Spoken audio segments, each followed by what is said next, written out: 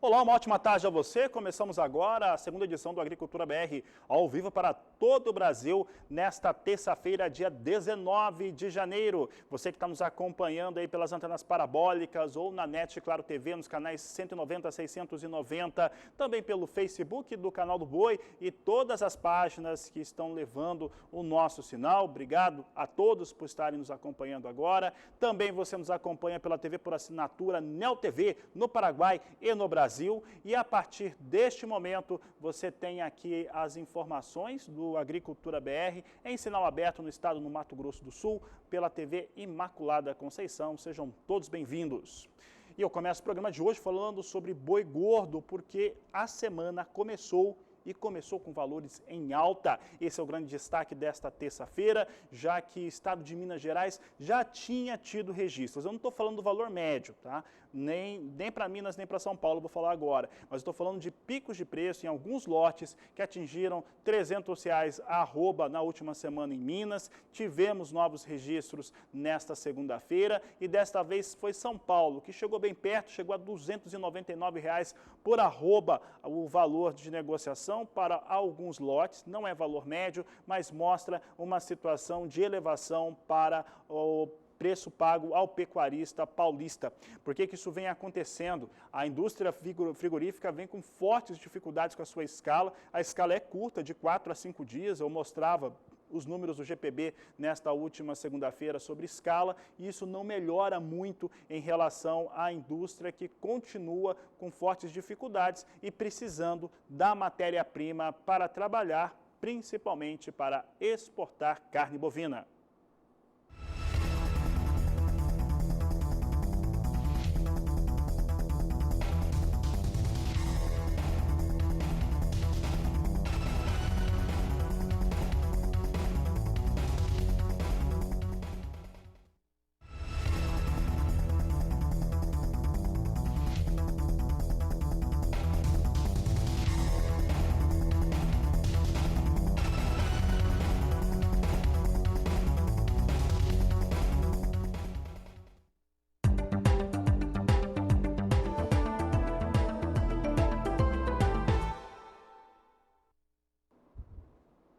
Falamos agora a respeito de comercialização antecipada da soja. Falo do estado do Mato Grosso, isso porque o Instituto Mato Grossense de Economia Agropecuária trouxe dados que mostram, primeira coisa, que a safra de soja 2019-2020 praticamente não tem soja nenhuma para comercializar. Os números já chegam a 99,9,89%, então não tem soja mais da safra 19-20, algo que a gente já vinha dizendo antes. Em relação à campanha 2020-2021, os números são realmente inéditos e superam o que acontecia com a safra 19-20 em janeiro do ano passado. Por quê? Porque a comercialização antecipada, ela chega, este momento, a uma base de quase 69% dessa soja comercializada a ser colhida ainda no estado do Mato Grosso, que deve ter uma produção ali entre 34 milhões e 35 milhões de toneladas de soja. É o maior produtor da oleaginosa do mundo, quase 10% de toda a soja do planeta está no Mato Grosso, é produzida no Mato Grosso. Vamos dar uma olhada então como é que está a situação de comercialização da oleaginosa. Você tem aqui o que aconteceu na média dos últimos 5 anos, tá? Nos últimos 5 anos, as safras, ao serem confirmadas em janeiro em termos de comercialização, 51% dela estava comercializado já. Então, cerca da metade ao chegar em janeiro de cada ano. Já a safra 19-20, em janeiro de 2020, tinha 59,1%, e é um número muito alto, tá? 59,1% era o recorde de comercialização até então. Por quê? Porque o produtor mato-grossense comercializou dessa safra 2021 em janeiro, agora na verificação de janeiro, 68,5% de toda a sua safra de soja. É isso mesmo, vai se aproximando de 70% a antecipação de comercialização de soja lá no estado do Mato Grosso. É o que o Agricultura BR destaca agora para você, mostrando ali uma situação muito interessante sobre o aspecto que nós temos de antecipação de safra. Mas não é só isso. Você tem também a safra 2021-2022. O que acontece com essa safra 2021-2022? Essa safra, mal os insumos foram adquiridos, estão sendo negociados, adquiridos ainda. E olha o número que apareceu na sua tela, 15,95% foi já comercializado. É isso mesmo. A safra que vai poder ser plantada a partir do dia 15 de setembro em Mato Grosso, já tem quase 16% comercializada. Veja comigo agora nesse novo gráfico, agora mostrando a estrutura de vendas para janeiro de uma safra nova. Você vê aqui que a média é de apenas 1%. Se você pegar as últimas safras todas, apenas 1% delas, aquela safra que ainda vai ser cultivada em setembro, ela tinha sido comercializada. Você vê que o número é muito baixo. Na safra 2021, em janeiro do ano passado, chegava a 4,8%, porque era realmente uma safra muito interessante, né? Você tem ali uma safra que tinha preços muito bons e o pessoal acelerou demais. Mas se achavam que isso era acelerar, veja que a safra 21-22, que será cultivada só a partir, ou pode ser cultivada apenas a partir de 15 de setembro, já chega a 16% da sua medida, né, da sua expectativa de comercialização, de produção já comercializada. Portanto, o produtor do estado do Mato Grosso tem aproveitado as janelas de negociação, de oportunidade e feito negócios. Falo agora a respeito de como que vem essa safra do Mato Grosso. Olha só, vamos começar a falar desses números. Por quê? Porque no estado do Mato Grosso a estimativa é muito boa, é positiva, entretanto, há muito atraso em relação à colheita da soja. É o que você vai conferir agora na reportagem de Valdir Pacheco. A colheita da safra de soja 2020-21 segue lentamente com atraso. Até o final da semana passada chegou a 1% mais ou menos. Se comparar com o mesmo período do ano passado, já tinha ultrapassado 6%. Quem vai nos falar melhor agora sobre esse comportamento de mercado é o meu convidado de hoje, Gilberto Leal. Gilberto, obrigado por aceitar o nosso convite. Obrigado a você, Pacheco. Obrigado. E aí, como é que fica essa safra? Pode ser considerada uma das piores safras de Mato Grosso até agora, pelo panorama que está se apresentando? Olha, Pacheco, é uma safra que vem com seus desafios, né? A gente teve os desafios climáticos no plantio, bastante atraso, né? Ano de laninha e como você bem colocou, colheita bastante tímida ainda. A gente tem, em comparação ao ano passado, um atraso de praticamente 5%, né? O que a gente vem comentando, conversando também com os produtores, existe um pouco de alongamento agora do ciclo da soja devido a essas questões de clima, então já tem aumentado um pouco mais esse atraso, né? Então realmente é uma safra que está começando com um atraso de colheita e por enquanto ainda sem reportes de boas médias. E com expectativa de baixa produtividade também, né, Gilberto? Exato. Pelo início que a gente teve em relação a algumas regiões com várias questões em relação à falta de chuva, a expectativa é realmente que a gente possa ter uma quebra, né? Gilberto, o foco maior agora está na segunda safra com o milho, né? Muitos produtores não vão conseguir plantar dentro da janela ideal, que seria até o dia 20 de fevereiro, né? Isso aí pode comprometer a produtividade no final das contas? Com certeza. A gente vê uma safrinha de milho, principalmente aqui no Mato Grosso, se entrando muito além da janela, né? E isso aumenta muito o risco, né? Porque a gente vai depender de clima novamente. Mapas climáticos indicam até umas chuvas a mais no mês de abril, né? Para maio, mas isso aí é uma questão que a gente ainda não tem uma certeza, né? Com certeza o produtor ele deve arriscar um pouco mais, devido até pelas questões de preço, se antecipou em relação ao seu planejamento de compra de insumos. Então o que a gente enxerga e vem conversando com alguns produtores que realmente devem entrar um pouco mais no risco aí da safrinha. É um momento que a gente tem do milho também em relação a baixíssimos estoques e isso vem se refletindo aí nos preços praticados no mercado, né? Quais são os preços que estão sendo praticados hoje, Gilberto? Pacheco, aqui na região da 163, para negócios disponíveis, que ainda existe aí pouquíssimos volumes, sendo precificados aí, está na casa de 68, 69, em alguns momentos R$70. Milho futuro, a gente praticando já preços nas casas de R$59. São preços muito acima do histórico, realmente bastante agressivos. Como é que fica com os produtores que fizeram aquela venda antecipada desta safra agora com essa quebra na produção? Na verdade, era um cenário que a gente tinha um ano atrás que a gente não tinha como imaginar, né? E esses preços que foram praticados também lá atrás eram preços historicamente altos, né? Só que a gente teve um conjunto de fatores agora que fez com que Chicago subisse dos $8,80 por bushel para a soja para níveis aí já de $14, né? E para o milho de $4 para $5,20 por bushel, né? Somado aí um câmbio bastante agressivo. Então era um cenário que a gente não tinha no passado, né? O produtor que se fixou disso, né?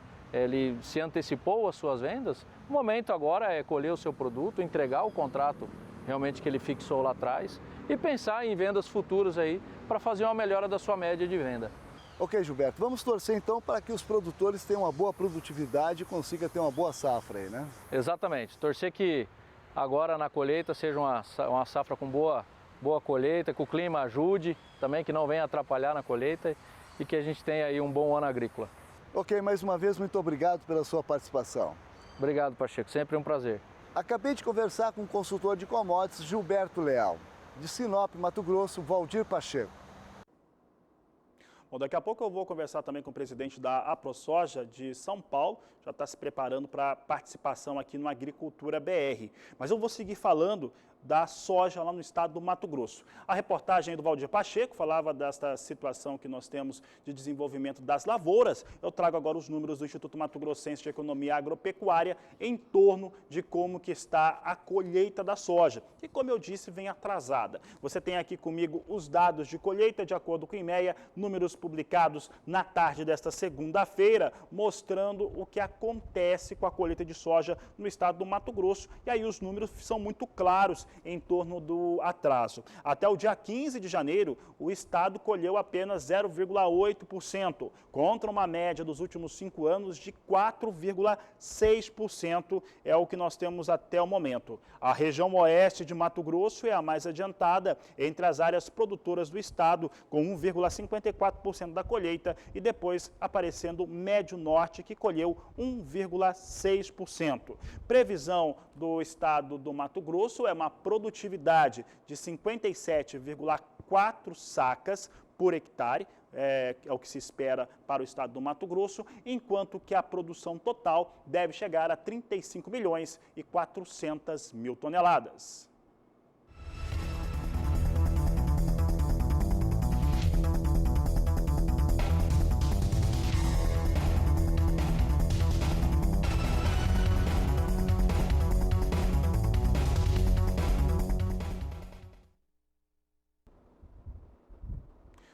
Olha, você acompanhou alguns pontos de vista aqui no Agricultura BR a respeito daquela bobagem que o presidente da França, Macron, falou a respeito da produção brasileira de soja, que tentou associar a desmatamento na região amazônica do Brasil. Recentemente, Bartolomeu Braz, da AproSoja Brasil, falou ao vivo aqui conosco e também tivemos outros posicionamentos. Você vai acompanhar mais um posicionamento contra esta situação que deve ser questionada na OMC, Organização Mundial do Comércio, na reportagem que você acompanha agora no Agricultura BR. Atualmente, a produção de trigo no Brasil se restringe por questões climáticas aos estados do sul, mas a pesquisa vem trabalhando no melhoramento de sementes adaptadas às regiões quentes, principalmente o Nordeste e o Cerrado brasileiro. Caso essa iniciativa tenha sucesso, o Brasil poderá... Você viu a reportagem do Mauro Andrade, não é essa reportagem, essa é uma reportagem sobre trigo e sobre a possibilidade de produção maior no Brasil. Daqui a pouco você vai vê-la no programa. Antes a gente vai conferir a reportagem sobre a situação de produção de soja no Brasil e a crítica que é feita sobre esse comentário que tinha sido feito pelo presidente da França, Macron, há alguns dias aqui para o Brasil, associando o desmatamento da Amazônia à produção de soja. Você confere comigo agora cotações de mercado, veja como é que vem as cotações da soja.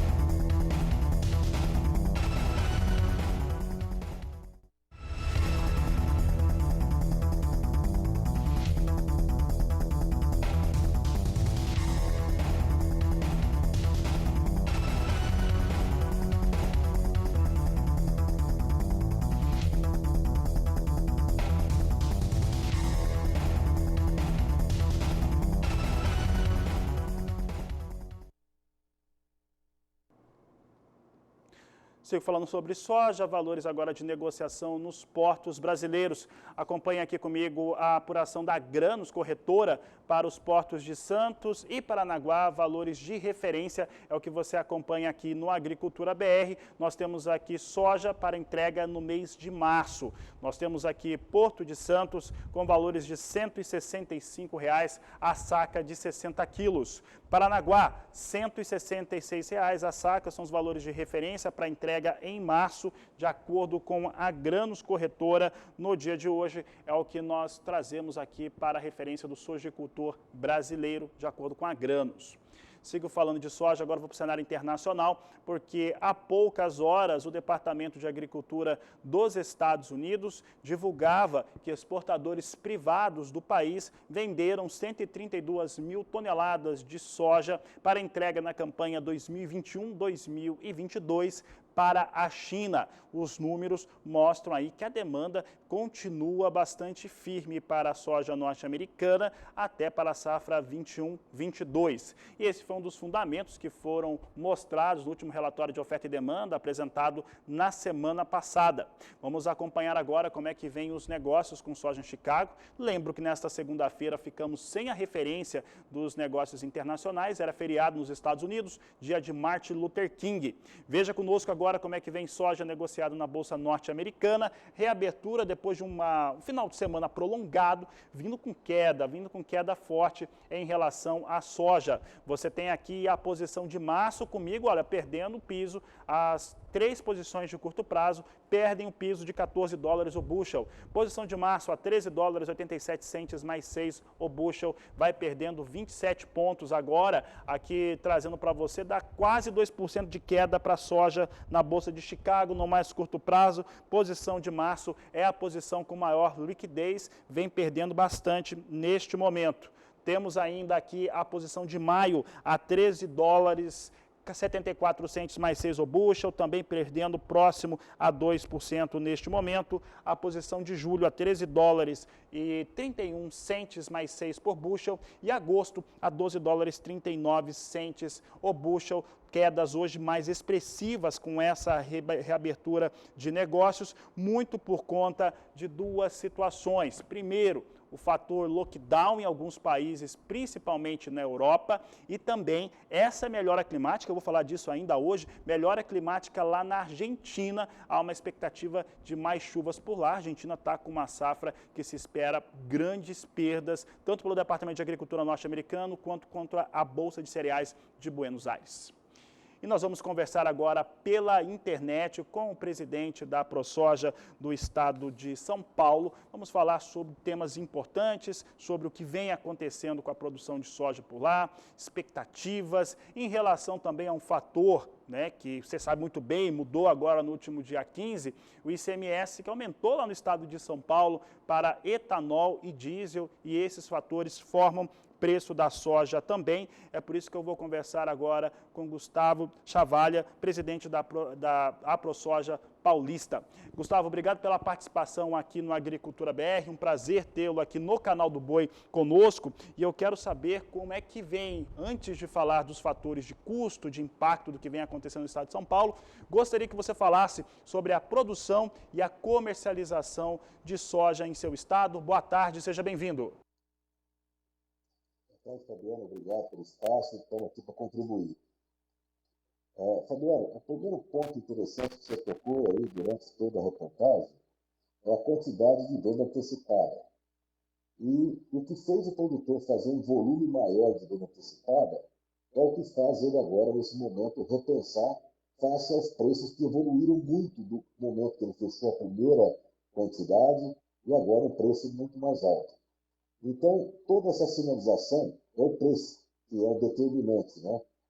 E toda a questão paulista também fechou-se menos um pouco do que outros estados, em razão de que você tinha uma incerteza na hora de plantar, e o produtor paulista foi um pouco mais cauteloso, vamos dizer assim, mais conservador, e não arriscar tanta venda futura. Mas aqui em São Paulo segue a safra muito bem. O regime de chuvas está um pouco mais regular agora e sustenta aí uma previsão positiva para toda a safra paulista, aí, como bem também no Brasil todo, vem melhorando passo a passo, estado por estado aí, né?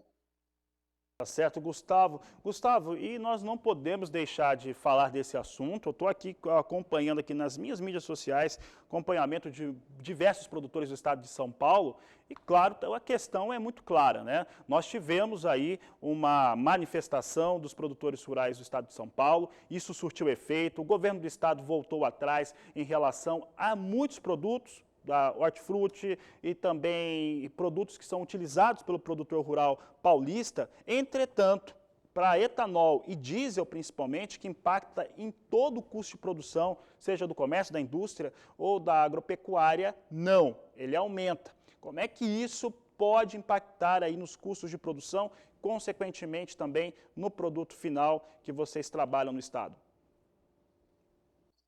O estado de São Paulo conseguiu uma vitória muito grande com o tratoraço aí, um movimento a partir das bases, né, de um movimento ordeiro, sem viés ideológico ou partidário, e onde o produtor paulista nos sente atendido em 98% das cadeias produtivas que foram atingidas com a majoração tributária e com a retirada de isenção da base de cálculo que já era trabalhada por São Paulo há muitos anos. O que ocorre? Dos 4 decretos dele, foram revogados. Porém, desfazer uma situação é pior do que quando foi feita. E a gente entende que agora estamos apurando cadeia por cadeia que ficou prejudicada. Por exemplo, o leite pasteurizado. O segmento do leite tem 20 produtos, por exemplo. O pasteurizado ficou para trás. Então, é preciso rever isso aí. Outra questão que a gente se sente atendido em 99% da situação, porque o diesel e o etanol estavam sendo tratados de forma separada. Por que eu digo isso? O diesel ele faz parte de uma cadeia de combustíveis, né, que afeta diretamente o custo do produtor e afeta também o transportador, porque você carrega tudo que tanto para insumos para a propriedade como a produção sai em cima de caminhão. Agora, nós temos que entender que esse movimento do diesel impactou o biodiesel, né? Então a gente tem que analisar para com o produtor na sua cadeia o que impactou para o biodiesel. Porque a tributação chegou ao biodiesel, diferentemente do diesel, diferentemente do etanol, que chegou de 12% para 13,3% no etanol. O etanol, apesar de fazer parte do conjunto do setor sucroenergético, para o produtor de cana, termina na cana a nossa ingerência. O aumento do etanol já tinha tratativas com a Única, né? E parece que a Única tem uma negociação em paralela em troca de aceitar a tributação, ganhar outra isenção em outra situação. A gente não sabe muito bem, estamos também levantando isso, para que a gente, como produtor, tenha a ação correta, né? Às vezes a gente está brigando por uma coisa e não sabemos qual que é a tratativa da cadeia industrial, por exemplo, como o caso do etanol. Mas nós estamos seguindo a par e passo isso aí para ter um entendimento, mas, de novo, acho que tivemos uma grande vitória, fomos atendidos a partir de um movimento começado pelas bases, sem essa ou aquela entidade. A ProSoja trabalhou seus associados, nós temos associados de todo o estado de São Paulo, e conseguiu fazer um negócio maravilhoso, que foi um movimento ordeiro, pacífico, com um discurso igual, de reverter tributação num momento tão difícil que é a pandemia que todos atravessam, e tributar o agro, sabemos que é tributar a comida da dona de casa, do pai de família. Gustavo, em relação a esses fatores que nós estamos vendo que impactam aí a produção paulista, principalmente de soja e milho, vamos falar do que está sendo produzido. Nós temos tido umas precipitações chuvosas melhores para o centro-oeste, para o centro-sul de maneira geral. Paraná melhorou muito, São Paulo, Mato Grosso do Sul e Mato Grosso. Como é que estão as estimativas de vocês aí para o estado de São Paulo? O estado de São Paulo vem crescendo, né? E, de novo, Fabiano, o preço é um determinante, né? A soja do estado de São Paulo sempre ocupou regiões mais como atividade principal ao centro-sul e de reformas de canaviais ao centro-norte, né? E agora vem aparecendo aí reformas em citros, reformas em pastagens, e a soja ocupa muito bem esse espaço, não só pelo rendimento dela, mas como também o que ela deixa para o solo, né? Então, esse conjunto fez o estado de São Paulo saltar de 900 mil hectares para mais de 1 milhão e 100 mil hectares de área plantada, e também esperamos que a gente consiga uma produtividade melhor, porque o preço que está sinalizando aí, ele traz justificativas para a aplicação de tecnologias. Então, o produtor melhora a máquina, ele melhora o insumo, ele incrementa mais em adubação, algum aditivo que venha trazer benefícios, e esperamos, então, que o estado de São Paulo, tanto em área, em reformas, em áreas definitivas, venha trazer um incremento de produtividade e, automaticamente, uma produção beirando aí os 4 milhões de toneladas. Certo, Gustavo. Em relação aí à eleição da nova diretoria da ProSoja, a ProSoja Brasil, como é que ficou essa situação aí para a ProSoja Nacional? Olha, nós estamos em grande debate nesse momento aí, Fabiano, e a gente busca convergência por chapa única. E eu acho que esse é o ponto de uma entidade que representa 16 estados, e o presidente que vier a ocupar a cadeira, ele tem que despersonalizar o seu estado e se personalizar com os 16 estados, né, procurando as demandas corretas. E aí a composição, hoje tomamos a manhã toda com esse debate aí, visando achar um bom nome e o melhor conjunto de diretoria para que possa continuar o trabalho tão bem feito que vem sendo feito pela ProSoja Brasil e as 16 associadas em todos os estados. Tá certo, Gustavo. Quero agradecer a sua participação aqui no Agricultura BR, no canal do Boi. Eu estou à disposição sempre que precisar. Muito obrigado pelo espaço. Tá certo? Um grande abraço, Gustavo, trazendo para nós as informações da ProSoja do Estado de São Paulo, falando um pouco a respeito da produção, da comercialização e também dos impactos desse importante movimento que tivemos na última semana lá no Estado de São Paulo, que também envolveu a Associação dos Produtores de Soja lá de São Paulo. Sigo falando disso.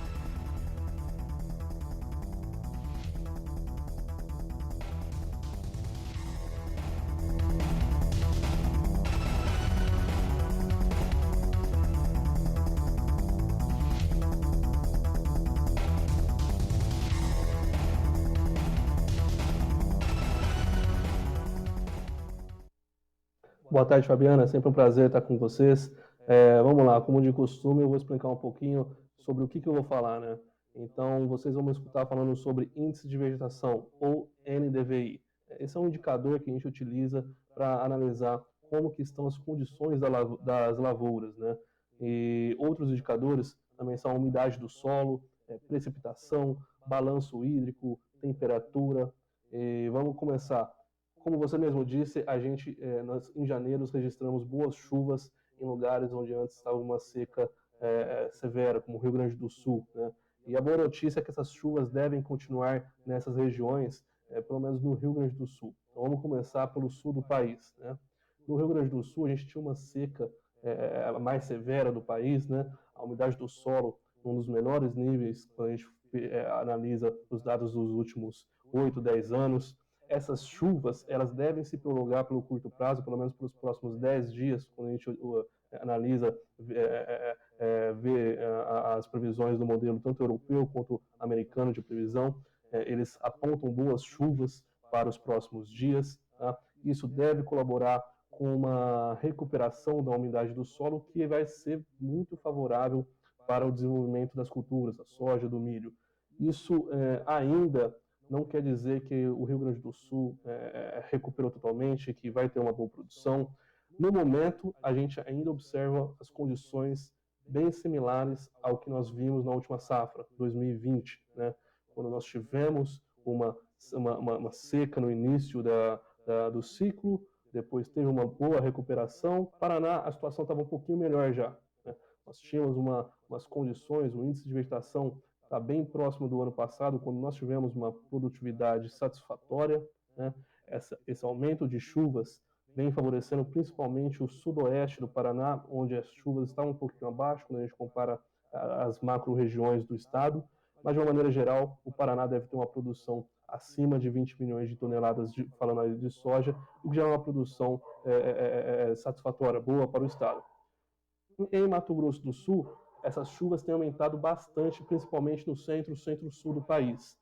O nordeste do estado ainda continua com uma precipitação abaixo da média, mas a gente sabe que a produção agrícola se concentra mais no centro e também no sul do estado.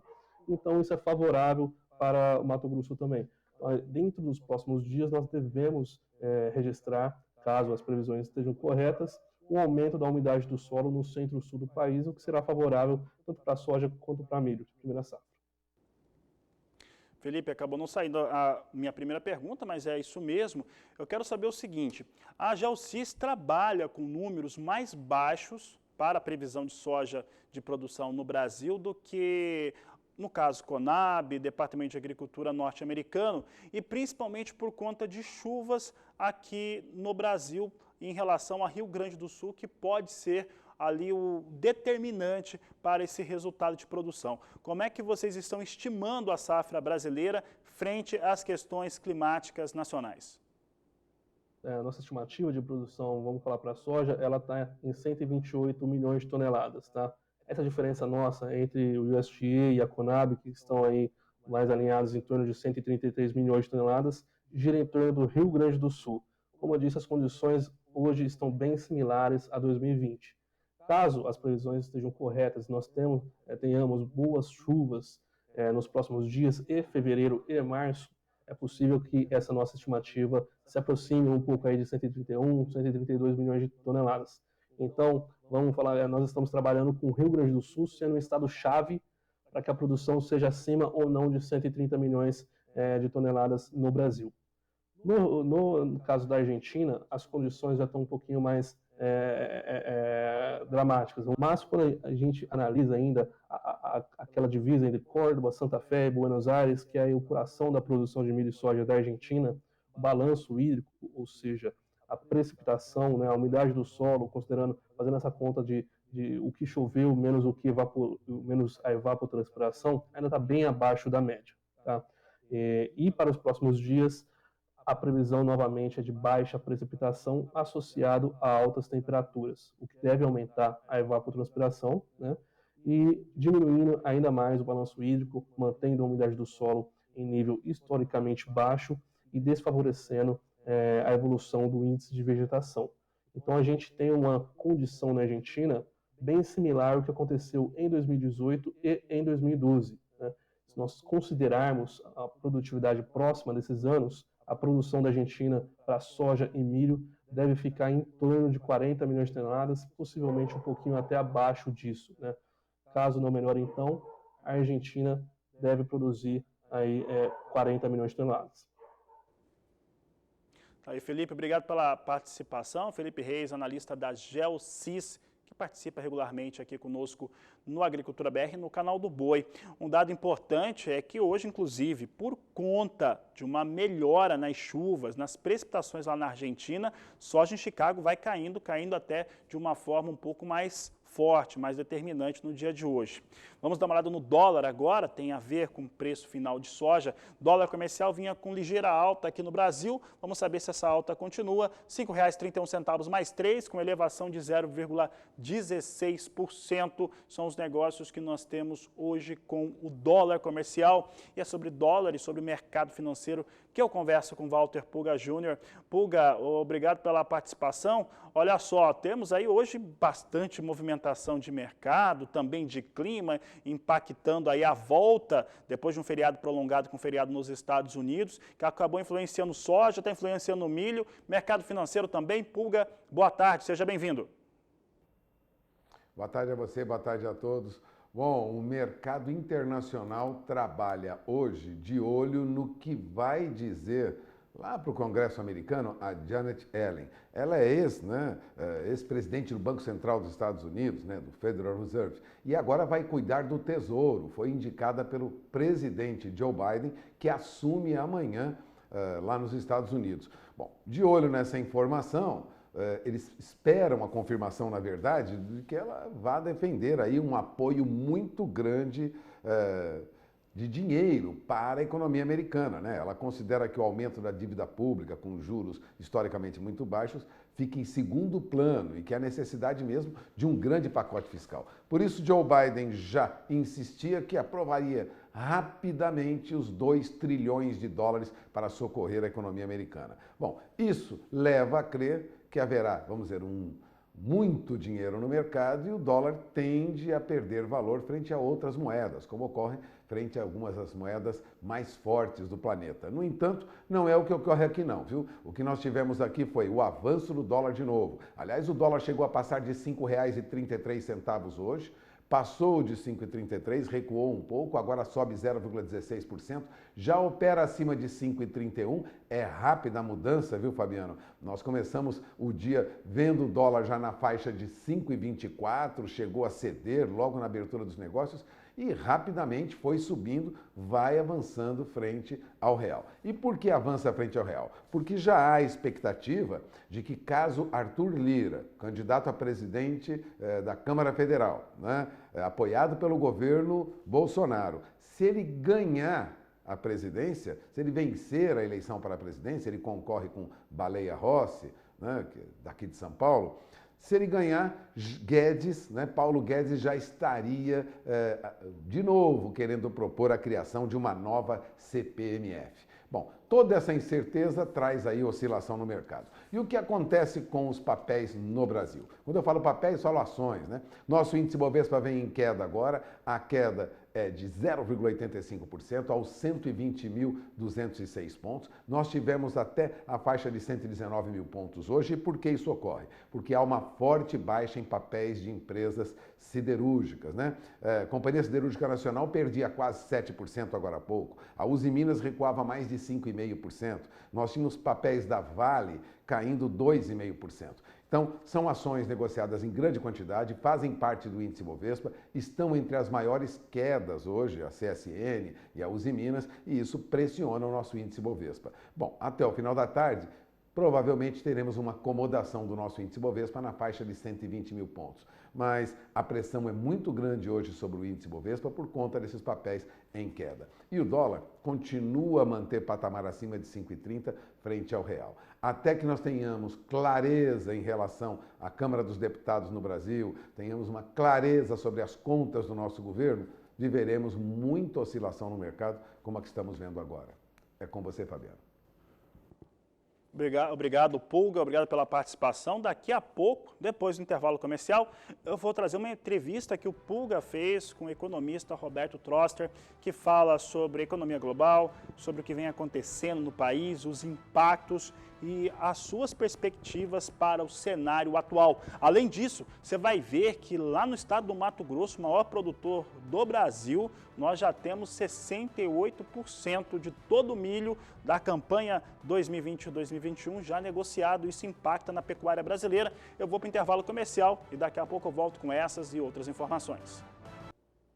Você acompanha agora no Agricultura BR uma entrevista exclusiva com Roberto Troster, ele que é economista e conversa com Walter Pulga Jr. neste momento sobre as questões ligadas à economia global, recuperação, o que os países estão fazendo para conseguir se recuperar e também a relação dólar e real aqui no Brasil. Acompanhe.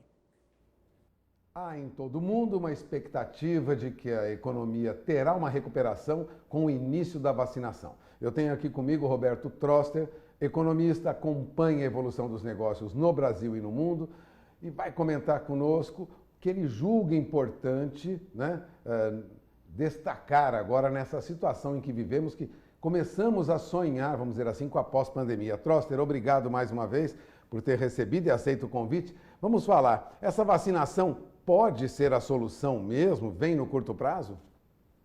Não, a vacina vai tirar um problema, né, da frente, que é a pandemia.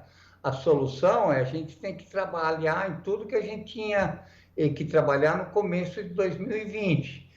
No resto do mundo, com mudança de governo nos Estados Unidos, você vai ter grandes avanços nessa questão do mundo mais global, mais integrado, mais amigável. Tanto o novo presidente Biden como a Kamala Harris são políticos muito bons, o mundo tem que agradecer para realmente entrar numa nova era de relações internacionais. Mas tem muito trabalho a ser feito e a dívida americana e do resto do mundo aumentou muito. Isso implica, além de todos os desafios que nós tínhamos no começo do ano passado, o desafio da dívida. Um destaque positivo é a China. A China cresceu ano passado, a China foi eficiente com a questão de enfrentar a pandemia, a China tem um projeto ambicioso de integração mundial que se chama Rota da Seda, que integra infraestrutura países da África, da Ásia e da Europa. Então, nós temos um mundo favorável para o Brasil. Vai crescer mais, vai importar mais, os preços das commodities vão permanecer altos e as taxas de juros baixas. Então, isso é bom. Vacina vai ajudar a acelerar um pouquinho a saída da pandemia.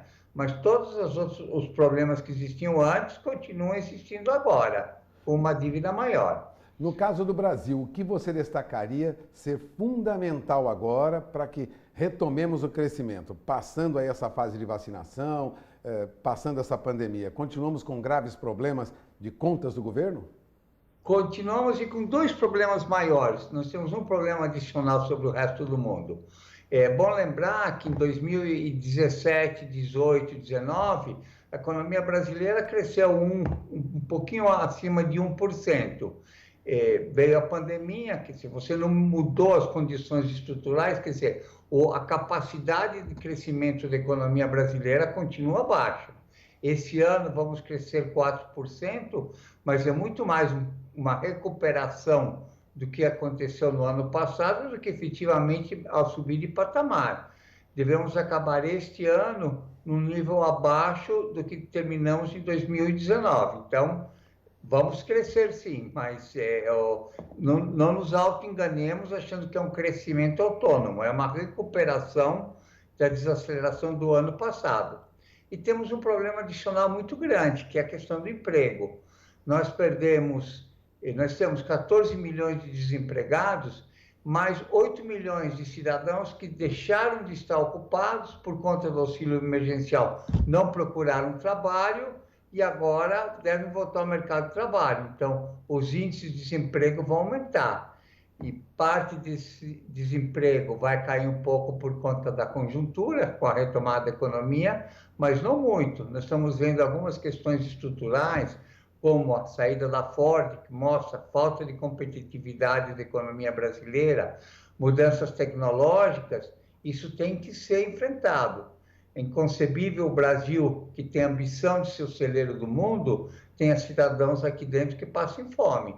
Então, esse é um problema grave e esse deveria ser o foco da política econômica. Comida na boca de todos os brasileiros. Agora, falando um pouquinho daquilo que de imediato interessa ao homem do agronegócio, que é o dólar. Dólar, segundo analistas no mercado internacional, tende a uma baixa frente a moedas de países emergentes. Ou seja, podemos esperar aí uma valorização do real? Como você olha o câmbio nesses próximos meses agora? Bom, sim, nós vamos ter uma valorização do real com relação ao dólar, com certeza. O dólar, por um lado, está se desvalorizando no mundo inteiro, não só com relação ao real, com relação ao euro, a libra, o ien, o yuan. Então, o dólar está tendo uma desvalorização. Segundo, essa alta que você teve do dólar o ano passado está muito associado ao mercado futuro, a questão das incertezas políticas, do que a fatores estruturais. Fatores estruturais, o superávit comercial aumentou, então o razoável seria um dólar mais baixo, que se o dólar começou ano passado a 4, deveria ter terminado próximo a esse valor. Terminou muito mais alto por conta, primeiro, das distorções do mercado. Isso é muito ruim para o agricultor, porque o agricultor não sabe a que preço vai comprar os insumos, a que preço vai vender. Ele depende muito mais do que acontece em São Paulo do que acontece na fazenda dele para determinar seu lucro. O mercado de dólar é algo que tem que ser corrigido e, infelizmente, não está no radar do governo ainda.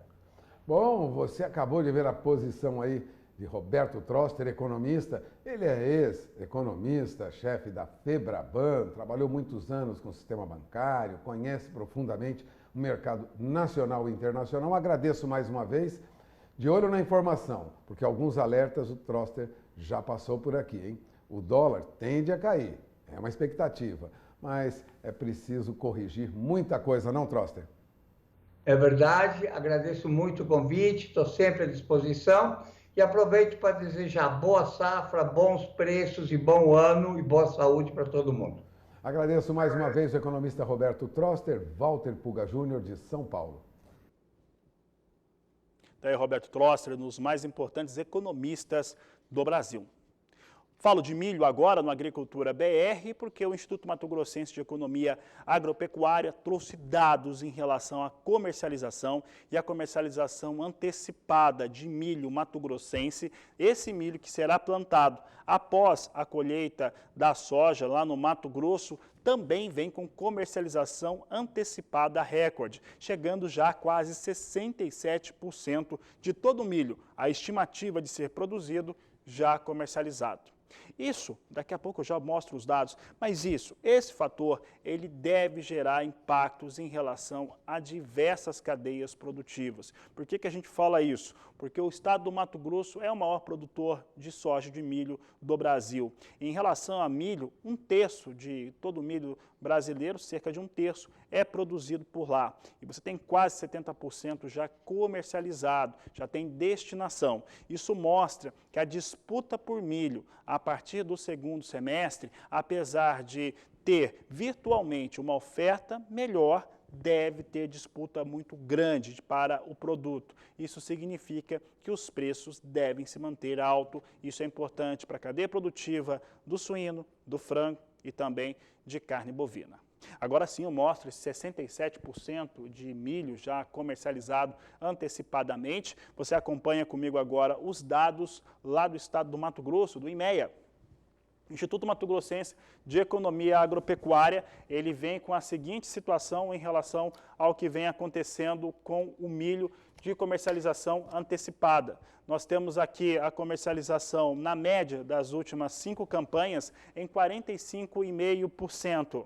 Já a campanha 19-20, ano passado, em janeiro, estava com 56,9%, que é um número bastante alto. Agora, nesta safra 2021, para janeiro, agora os dados divulgados na tarde desta segunda-feira, chegando a 66,8%, portanto, recorde em relação à comercialização antecipada de milho. E quer saber de outro fenômeno, né? Porque isso aqui pode ser considerado, de certo modo, uma situação fenomenal, realmente de impacto muito forte. Mas o fenômeno mesmo é a safra 21-22, já ter comercialização de 9% daquilo que vai ser produzido. Vai ser produzido quando? A partir da colheita da soja no ano que vem.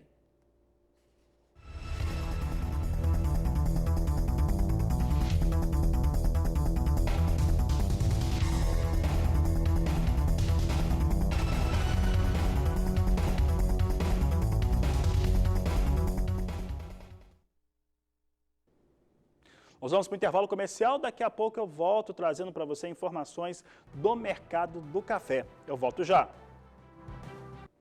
E o estado do Paraná é o maior produtor de feijão do Brasil, de acordo com a Companhia Nacional de Abastecimento, que traz uma previsão de resultado de 611 mil toneladas para o Paraná. É o que nós vamos conferir na reportagem de Mauro Andrade. Produtores paranaenses iniciaram a colheita do feijão primeira safra, que foi semeada em setembro e outubro. A expectativa do mercado é que, com o aumento da oferta, ocorra uma redução nos preços, que tiveram uma forte alta no final do ano passado. Carlos Salvador, técnico do Deral aqui no Paraná, faz uma análise do feijão. Acompanhe. Safra paranaense de feijão, safra 2021. Os agricultores já estão colhendo a primeira safra das águas e estão semeando a segunda safra, que é a safra considerada seca. A primeira safra das águas que foi semeada já nos meses de agosto a dezembro de 2020. E nesse momento, 38% da área já está colhida, apresenta uma área estimada em torno de 148 mil hectares. E um volume a ser atingido em torno de 298 mil toneladas. A segunda safra, a safra da seca, existe um aumento de em torno de 74% na produção, né, no comparativo. Isto é porque a safra do ano anterior teve umas perdas muito grandes, né? Chegou a 40% devido à falta de chuva. Por isso, essa disparidade em termos de produção no comparativo dessa segunda safra com a do ano passado. Então, 4% está no início do plantio, né? Até final de fevereiro os agricultores finalizam para a partir de março, final de março, começarem as colheitas dessa segunda safra. Os preços no mês de dezembro de 2020 estavam muito bons para o mercado, para os agricultores, estava na casa dos R$280 a saca do cores do preto, né? Mas já nessas 2 primeiras semanas de dezembro se percebeu uma redução desses preços, né? Hoje se encontra no mercado paranaense o feijão sendo vendido a R$260 feijão cores e R$266 feijão preto. A expectativa é que a partir de agora, né, do mercado, com a colheita do produto paranaense e de outras unidades da federação, os preços sensivelmente possam serem reduzidos. De Londrina, no Paraná, Mauro Andrade.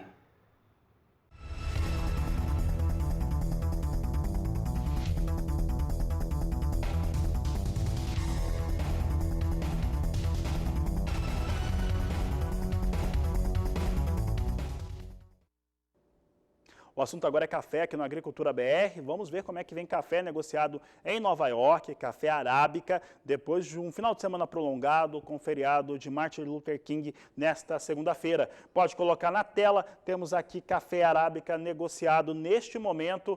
Nós temos a $1,27 mais 95 a libra peso, ligeira correção negativa para a posição de março, assim como as demais. Posição de maio, $1,30 a libra peso, julho $1,32 e setembro $1,33 mais 70 por libra peso. São os negócios com café arábica em Nova York.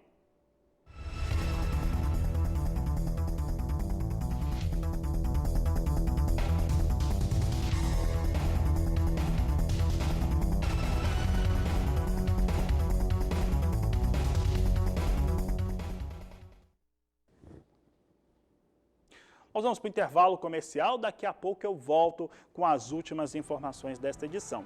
Antes de ir para o intervalo, você vai acompanhar informações de uma máquina que ajuda muito o produtor rural dentro da sua propriedade, trazendo benefícios para o solo. Eu volto já. E soja em Chicago teve a sua retomada depois de um final de semana prolongado nos Estados Unidos, com o feriado de Martin Luther King nesta segunda-feira, com queda. Uma queda mais forte porque melhoraram as condições climáticas lá na Argentina. A Argentina tem um solo de muita qualidade, então acreditam-se que melhorando a umidade podem ser que as perdas não sejam tão relevantes assim na Argentina, ou melhore um pouco essa situação. De qualquer forma, a leitura dos operadores de mercado foi para queda em Chicago e ao que vinha acontecendo há pouco, nós temos soja aqui recuando 25 pontos, vai recuando bastante, mas agora ligeiramente menor a queda. Na posição de março, $13,91 mais 2 o bushel, maio $13,89 mais 2, julho $13,77 mais 2 e a posição de agosto, $13,34 mais 4 por bushel. São os negócios com soja em Chicago em queda por conta da melhoria na situação de precipitações chuvosas lá na Argentina. Vamos dar uma olhada no dólar. Dólar comercial forma preço aqui no Brasil. Eu lembro que os prêmios pagos nos portos ainda estão aquém daquilo que poderia ser, mas nós temos dólar agora, pode colocar dólar na tela. Nós temos a moeda norte-americana subindo, R$ 5,34 mais 1. Alta de 0,69% para a moeda norte-americana no Brasil. Com essas informações, essa edição do Agricultura BR vai ficando por aqui. Eu vou voltar logo mais às 16 horas, no horário de Brasília, na nossa terceira edição. A todos uma ótima tarde, um grande abraço e até mais!